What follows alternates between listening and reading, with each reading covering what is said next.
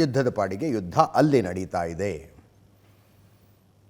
ಭಾರತದ ಮೇಲೆ ಯುದ್ಧದ ನೇರ ಇಂಪ್ಯಾಕ್ಟ್, ಅದರ ಅರ್ಥ ನಮ್ಮ ಮೇಲೇನ ಕ್ಷಿಪಣಿಗಳು ಬಂದು ಬೀಳೋದು, ಡ್ರೋನ್ಗಳು ಬಂದು ಬೀಳೋದು ಅಂಥದ್ದು ಯಾವುದೂ ಇಲ್ಲ. ಪರೋಕ್ಷ ಇಂಪ್ಯಾಕ್ಟ್ ಕ್ವಶನ್ ಮಾರ್ಕ್ ಇದೆ. ಪೆಟ್ರೋಲ್ ಪ್ರೈಸ್ ಏನಾಗುತ್ತೆ, ಡೀಸೆಲ್ ರೇಟ್ ಏನಾಗುತ್ತೆ, ಗ್ಯಾಸ್ ಸಿಲಿಂಡರ್ಗಳು ಸಿಗ್ತಾವೋ ಸಿಗೋದಿಲ್ವೋ,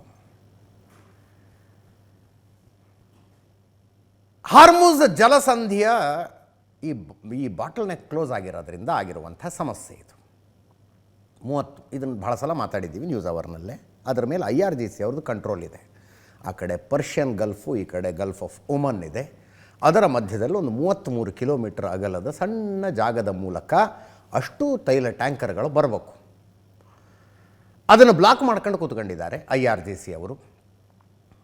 ನೆನ್ನೆ ಹೇಳಿದ್ರು ನಾವು ಬ್ಲಾಕ್ ಮಾಡೋದು ಬರೀ ಯುರೋಪಿಯನ್ ಯೂನಿಯನ್ ಮತ್ತು ಅಮೇರಿಕಕ್ಕೆ ಹೋಗುವ ಟ್ಯಾಂಕರ್ಗಳನ್ನು ಮಾತ್ರ ಅಂತ.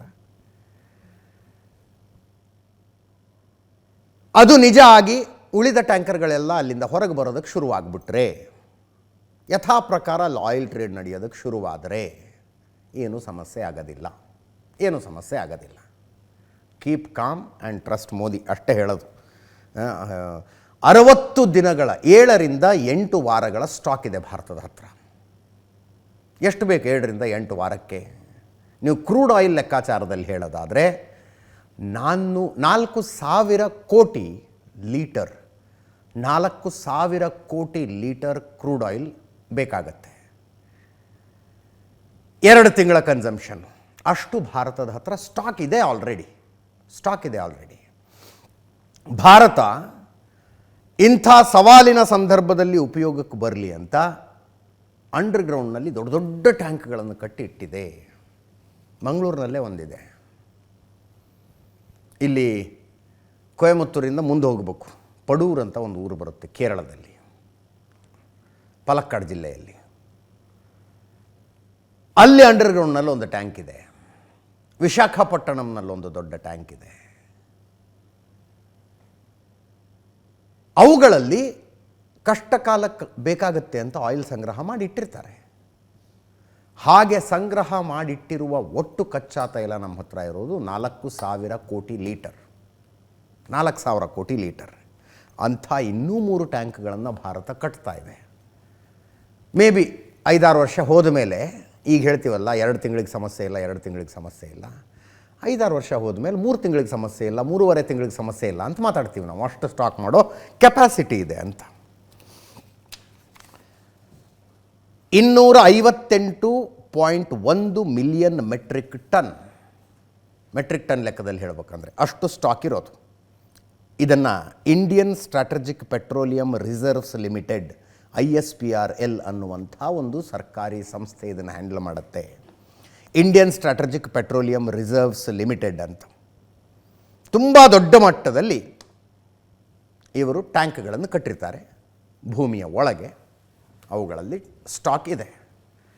7ರಿಂದ 8 ವಾರ ಯಾವುದೇ ಚಿಂತೆ ಮಾಡಬೇಕಾಗಿಲ್ಲ ಅಂತ ಭಾರತ ಸರ್ಕಾರ ಅಧಿಕೃತವಾಗಿ ಹೇಳಿಕೆಯೇ ಕೊಟ್ಟಿದೆ. ಅದರ ಜೊತೆಗೆ ಆಲ್ಟರ್ನೇಟಿವ್ ವೇಸ್ ಓಪನ್ ಆಗಿದ್ದಾವೆ. ಅಮೇರಿಕದ ಒತ್ತಡಕ್ಕೆ ಬಿದ್ದು ರಷ್ಯಾದಿಂದ ಆಯಿಲ್ ಇಂಪೋರ್ಟನ್ನು ಗಣನೀಯವಾಗಿ ನಾವು ಕಡಿಮೆ ಮಾಡಿದ್ವಿ. ಒಂದು ಅಮೇರಿಕದ ಒತ್ತಡ, ಇನ್ನೊಂದು ಯುದ್ಧ ಶುರುವಾದಾಗ ಎಷ್ಟು ಲಾಭದಾಯಕವಾಗಿತ್ತಲ್ಲ ರಷ್ಯಾದಿಂದ ಆಯಿಲ್ ಇಂಪೋರ್ಟ್ ಮಾಡಿಕೊಳ್ಳೋದು, ಅಷ್ಟು ಲಾಭದಾಯಕವಾಗಿ ಈಗ ಉಳಿದಿರಲಿಲ್ಲ ಅದು. ಈಗ ಮೊನ್ನೆ ಅಮೇರಿಕದ ಇಂಧನ ಕಾರ್ಯದರ್ಶಿಯವರ ಟ್ವೀಟ್ ನೋಡಿದ್ರಿ. 30 ದಿನಗಳ ಕಾಲ ಇನ್ನು ಭಾರತ ರಷ್ಯಾದಿಂದ ಆಯಿಲ್ ಇಂಪೋರ್ಟ್ ಮಾಡ್ಕೊಳ್ಳೋಕೆ ಅಡ್ಡಿ ಇಲ್ಲ ಅಂತ. ಭಾರತದಲ್ಲಿ ಪ್ರಶ್ನೆಗಳಿದ್ದು, ಅಂದರೆ ನಾವೇನು ಅಮೇರಿಕದ ಗುಲಾಮ್ರ? ಅಮೇರಿಕ ರಷ್ಯಾದಿಂದ ತಗೊಳ್ರಿ ಅಂದರೆ ತಗೋಬೇಕು, ಬೇಡ ಅಂದರೆ ಬಿಡಬೇಕು. ಇದು ಹೆಂಗಿದೆ ಲೆಕ್ಕಾಚಾರ? ಪ್ರಶ್ನೆಗಳು ಬಂದಿದ್ವು. ಇವತ್ತವ್ರು ಮಾತಾಡಿದ್ದಾರೆ. ಏನು ಭಾರತಕ್ಕೆ ಮನವಿ ಮಾಡ್ಕೊಂಡಿದ್ದೀವಿ ಅನ್ನೋ ಥರ ಮಾತಾಡಿದ್ದಾರೆ. ಈ ವಿದೇಶಾಂಗದಲ್ಲಿ ಶಬ್ದಗಳ ಬಳಕೆಯ ಮೇಲೆ ಇಷ್ಟು ಚರ್ಚೆ ಮಾಡೋ ಹಂಗಾಯಿತು. ಕ್ರಿಸ್ ರೈಟ್ ಅಂತ ಅಮೇರಿಕದ ಇಂಧನ ಕಾರ್ಯದರ್ಶಿ ಯಾಕೆ ರಷ್ಯಾದಿಂದ 1 ತಿಂಗಳ ಮಟ್ಟಿಗೆ ಭಾರತ ಖರೀದಿ ಮಾಡಬೇಕು ಅಂತ ಮನವಿ ಮಾಡಿಕೊಂಡ್ರಂತೆ? ಯಾಕೆ ಅಂದರೆ ಭಾರತ ದೊಡ್ಡ ಮಟ್ಟದಲ್ಲಿ ಆಯಿಲ್ ಕನ್ಸ್ಯೂಮ್ ಮಾಡುವಂಥ ದೇಶ, ಪೆಟ್ರೋಲಿಯಂ ಪ್ರಾಡಕ್ಟ್ಸ್ ಕನ್ಸ್ಯೂಮ್ ಮಾಡುವಂಥ ದೇಶ. ಈಗ ಹಾರ್ಮುಜ್ ಜಲಸಂಧಿ ಬಂದಾಗಿರೋದ್ರಿಂದ ಪ್ರಪಂಚದಲ್ಲಿ 22% ತೈಲದ ಕೊರತೆ ಆಗಿದೆ. ಉಳಿದಂಥ ರಿಸೋರ್ಸ್ಗಳು, ತೈಲ ಮಾರ್ಕೆಟ್ಗಳ ಕಡಿಮೆ. ಭಾರತ ಕೂಡ ಅಲ್ಲೇ ಹೋಗಿ ನಾನು ಪರ್ಚೇಸ್ ಮಾಡಬೇಕಂದ್ರೆ ಸಹಜವಾಗಿ ರೇಟ್ ಜಾಸ್ತಿ ಆಗ್ತವೆ. ಆ ಕಾರಣಕ್ಕಾಗಿ ರಷ್ಯಾದಿಂದ ಆಯಿಲ್ ಖರೀದಿ ಮಾಡಿ ಅಂತ ಮನವಿ ಮಾಡ್ಕೊಂಡಿದ್ದೀವಿ ಅಂತ ಕ್ರಿಸ್ ರೈಟ್ ಹೇಳಿದ್ರು. ಅಂದರೆ ಒಬ್ಬ ಖರೀದಿದಾರರ ಒತ್ತಡ ಅಲ್ಲಿ ಕಡಿಮೆ ಆದರೆ ಅಲ್ಲಿ ರೇಟ್ ಜಾಸ್ತಿ ಆಗೋದಿಲ್ಲ ಅಂತ. ಭಾರತದಲ್ಲಿ ಹಿಂಗಿದೆ ಸ್ಥಿತಿ. Don't worry. ಯಾಕೆ ಇದನ್ನಿಷ್ಟು ಡೀಟೇಲಾಗಿ ಹೇಳಿದ್ವಿ ಅಂತಂದರೆ, ಸುಮ್ಮನೆ ಹೋಗಿ ನಾಳೆಯಿಂದ ಪೆಟ್ರೋಲ್ ಸಿಗಲಿಕ್ಕಿಲ್ಲ, ಡೀಸೆಲ್ ಸಿಗಲಿಕ್ಕಿಲ್ಲ ಅಂಥೇಳಿ ಪೆಟ್ರೋಲ್ ಬಂಕ್ನಲ್ಲಿ ರಶ್ ಇದ್ದರು ಪಾಳೆ ಹಚ್ಚಿ ಪೆಟ್ರೋಲೆಲ್ಲ ಟ್ಯಾಂಕ್ ಫುಲ್ ಮಾಡಿಸ್ಕೊಳ್ಳೋಕ್ಕೆಲ್ಲ ಹೋಗಬೇಡಿ. ಅಂಥದ್ದೇನಾಗೋದಿಲ್ಲ.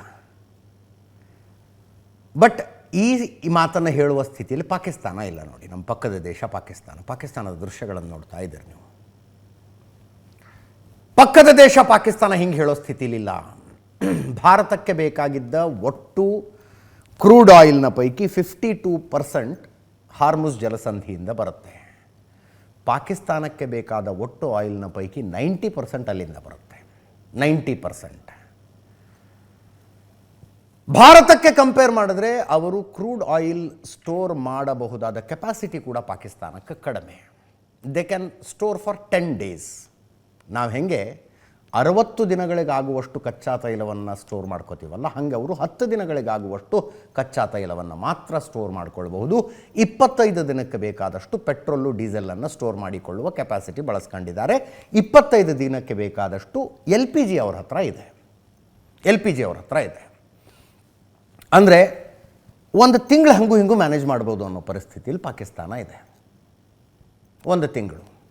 ಅದಕ್ಕೆ ಅವರು ಈಗಾಗಲೇ ಹೆಚ್ಚು ಕಡಿಮೆ ಕೊರೋನಾ ಟೈಮ್ನಲ್ಲಿ ಹಾಕಿದ ರಿಸ್ಟ್ರಿಕ್ಷನ್ಗಳನ್ನು ಪಾಕಿಸ್ತಾನದಲ್ಲಿ ಹಾಕಿದ್ದಾರೆ.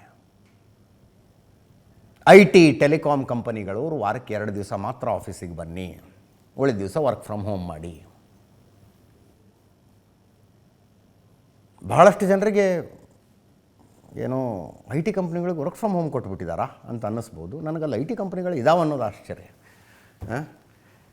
ವಾರಕ್ಕೆ 2 ದಿವಸ ವರ್ಕ್ ಫ್ರಮ್ ಹೋಮ್ ಮಾಡಿ ಅಂತಿದ್ದಾರಂತೆ. ಮಕ್ಕಳಿಗೆ ಆನ್ಲೈನ್ ಕ್ಲಾಸಸ್ ಶುರು ಮಾಡಿದ್ದಾರೆ. ಅಂದರೆ ಸ್ಕೂಲ್ ಬಸ್ಗೆ ಓಡಾಡೋದಷ್ಟು ಕಡಿಮೆ ಆದರೆ ಅಷ್ಟು ಪೆಟ್ರೋಲು ಡೀಸೆಲ್ ಉಳಿಯುತ್ತಲ್ಲಪ್ಪ ಅಂತ. ಒಂದೇ ಆಫೀಸ್ಗೆ ಒಂದೇ ಏರಿಯಾದಿಂದ ಬರುವಂಥವ್ರು 2 ಬೇರೆ ಬೇರೆ ಬೈಕ್ ತಗೊಂಬರಬೇಡಿ, ಒಂದೇ ಬೈಕಲ್ಲಿ ಇಬ್ಬರು ಬನ್ನಿ ಅಂತ ಸಲಹೆ ಕೊಟ್ಟಿದ್ದಾರಂತೆ. ಹೀಗೆ ಬೇರೆ ಬೇರೆ ರೀತಿಯಲ್ಲಿ ಪೆಟ್ರೋಲ್ ಕನ್ಸಂಪ್ಷನ್ನು, ಡೀಸೆಲ್ ಕನ್ಸಂಪ್ಷನ್ ಕಡಿಮೆ ಆಗೋದಕ್ಕೆ ಏನೇನು ಮಾಡಬೇಕು ಮಾಡ್ತಾ ಇದ್ದಾರೆ.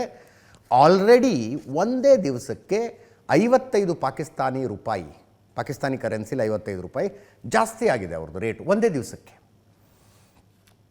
ಪಾಕಿಸ್ತಾನದಲ್ಲಿ ಪೆಟ್ರೋಲ್ಗಿಂತ ಡೀಸೆಲ್ ಕಾಸ್ಟ್ಲಿ ಅಲ್ಲಿ ಒಂದು ದಿನಕ್ಕೆ 55 ರೂಪಾಯಿ ಜಾಸ್ತಿ ಆಗಿದೆ.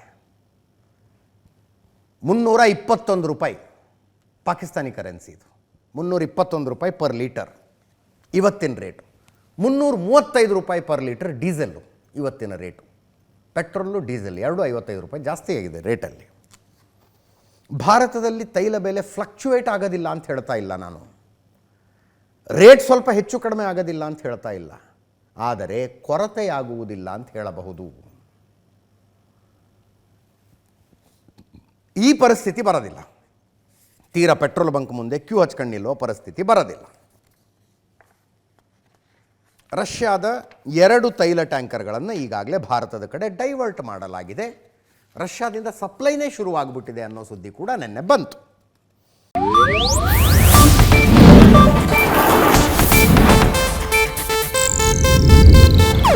ಇದು ಏಷ್ಯಾನೆಟ್ ನ್ಯೂಸ್ ನೆಟ್ವರ್ಕ್ ಪ್ರಸ್ತುತಿ.